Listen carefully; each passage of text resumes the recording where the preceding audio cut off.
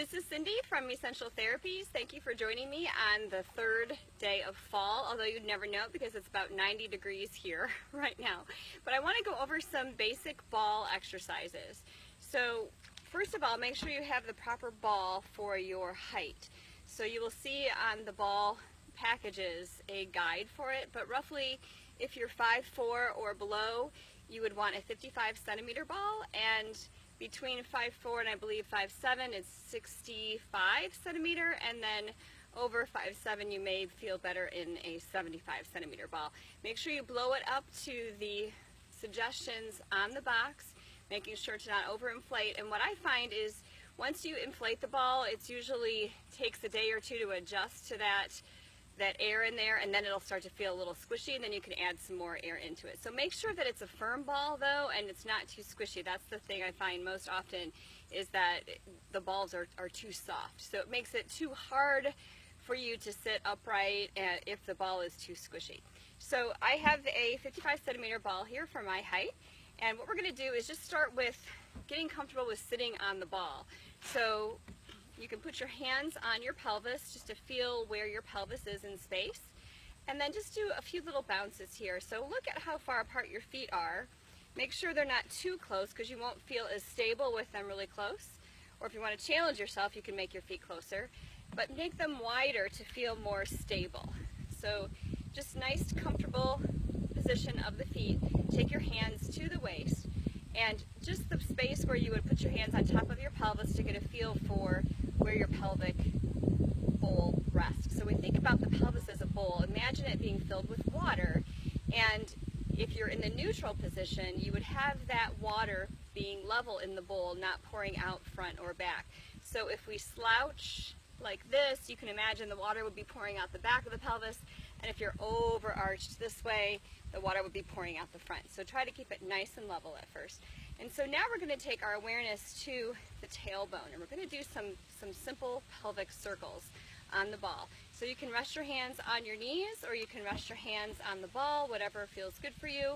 If you want to make it a little bit more difficult, you can have your arms out to the side or on your chest like so. So just think of the tailbone doing a circle, and you can start going clockwise all the way around. Now, sometimes this circle might not actually feel like a circle. It might feel more like a capital letter D, or maybe an oval. Maybe there's a motion or an area of that motion where you can't quite round it out. And that's very typical. In fact, a lot of times when I first get on the ball and do these, I'm experiencing that as well. So as you gradually move around, it will start to loosen those areas up in your back and your pelvis and everywhere in your body and your hips. So after going that direction for a while, you're going to turn around and go the other way. And of course you can spend much more time. I just want to give you a little demo on how to do this. So going back and forth, and you'll feel your core working as you do these. Now bring your awareness to your shoulders. A lot of times there's a tendency to get the upper body going like this, so we don't want to do that. Think of your body being nice and stable, your head stable in the center, and just let it come from your pelvis and your back, circling around. And then the other way.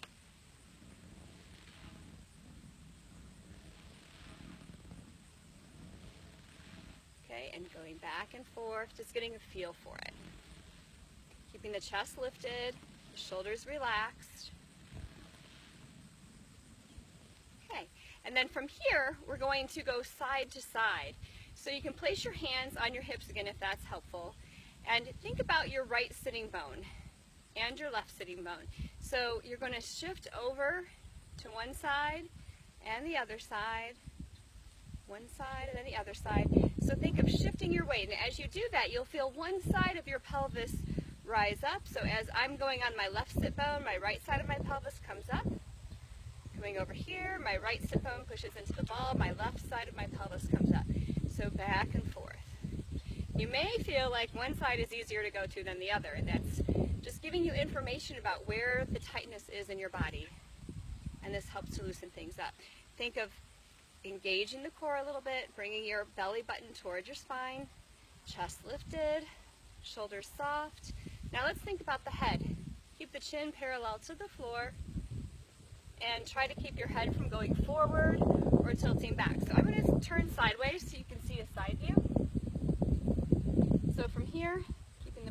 level at first, keeping the head in as good a position as you can with the chin parallel to the floor, ear over the shoulder, shoulders relaxed. So the tailbone back and forth, tilting forward and back, and then side to side, and then the circles, back and forth, and then the other direction, keeping the upper body steady. Okay, so from there, after loosening up a little bit and warming up there, we're going to go to challenging that core a little bit more. So think about the pelvis being level again. Engage your abdomen by pulling your belly button in toward the spine somewhat. Lift the rib cage up out of your pelvis, but try not to go like this with your shoulders. Relax your shoulders down. Keep the chin parallel, ears over shoulders, feet planted on the floor. And we're going to start with alternating the arms. Now keep your awareness here. Pull the belly in without over bracing, just to feel like it's engaged, and one arm at a time. Now if it's challenging enough for you just to come here and stay on the ball, that's fine. If this is easy for you, then bring it up overhead. Reach and lengthen. But notice what happens with your rib cage when you do that. It wants to go up and extend back, but try not to let that happen. Keep the core engaged, lifting up, and even reaching.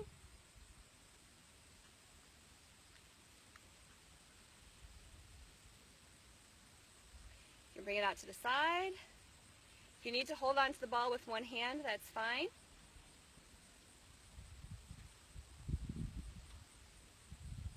And then we go to some circles with the shoulders, back and forward, back again, and forward. Okay, now we're going to add some lower body. So bring your awareness to your feet, and what you're going to do is keep your toes on the floor and lift the heel up, and then switch other heel. So you're just alternating heels. If that's easy, then go ahead to alternating heel and toe. So when one heel is lifted, the other toe lifts up. Bringing a little bit more movement. Be aware of your core. Keep that pelvis level. Chest is stable. Shoulders are relaxed. Rib cage lifting up out of the pelvis. Now, if this is feeling pretty easy for you, go ahead and add the arm lifts. And what we're going to do is just alternate the arm. Don't worry about doing it just right. Just do it whatever feels comfortable and safe for you. But bring awareness to your core every now and then. Make sure that your shoulders are relaxed, your chest is lifted, and you're stable on the ball. Okay, so bringing the arms down, bring awareness to the feet again. What we're going to do here is a little bit more challenging. You're going to take one foot and lift it completely up off of the floor. So bracing yourself by holding the ball, tightening your core, lift the foot up, and then the other foot up, back and forth.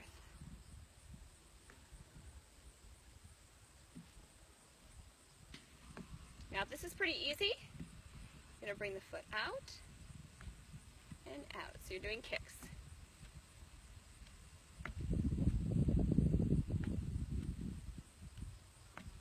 Now, guess what's next? We're going to add the arms to this. So let the feet come down. We're just going to go first to the march. Get the march going. We're going to go opposite arm with the leg lift, okay? So as one leg comes up, the other arm comes up. Nice and stable in the upper body. Don't forget about the core. Engage as you lift. And as you practice these, your core has no choice but to get stronger. And it's a real safe way, without doing crunches and different things which come with other risk factors. There you go.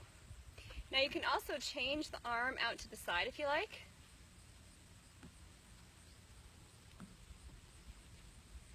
And then back to the front. You can also add the kick.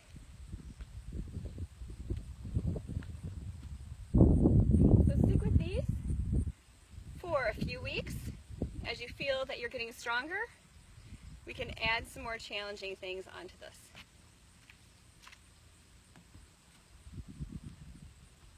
Thanks for watching, and let me know if you have any questions. Have a great day.